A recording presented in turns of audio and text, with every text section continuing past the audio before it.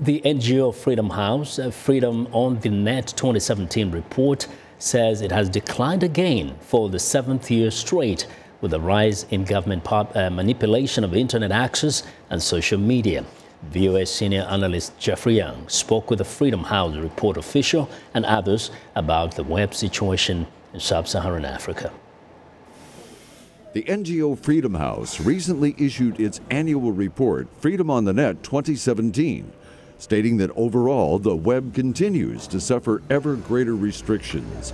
The internet situation in sub-Saharan Africa is explained by Freedom House program manager Mai Trong.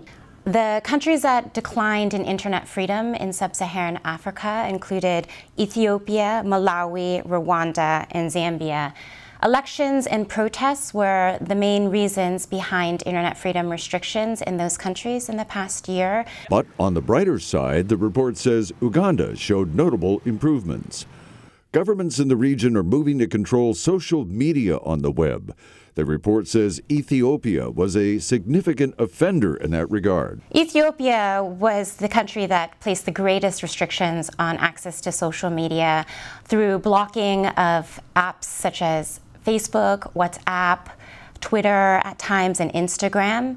And again, it was throughout 2016 and 2017 as the government tried to dispel anti-government protests during a state of emergency. But some countries went beyond blocking social media to turning off the internet entirely. Freedom House says this took place in Ethiopia, the Gambia, Zambia, and Zimbabwe. The journalist advocacy NGO Africa Freedom of Expression Exchange, or AFEX, says that in January 2017, Cameroon also shut down the internet for 94 days in its English-speaking areas following political protests. AFEX official Felicia Antonio told VOA via Skype from Accra, Ghana, that government shutdowns of the internet only amplify problems. And we believe that internet shutdowns do not solve or calm down situations during protests. It only escalates.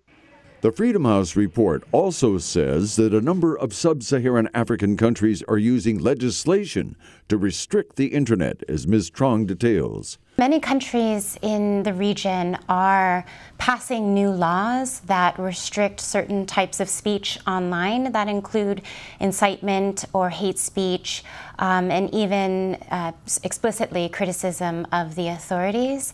And those laws are typically broadly worded and can be used to crack down against legitimate speech, political speech or social speech. The internet's reach and impact in sub-Saharan Africa grows daily.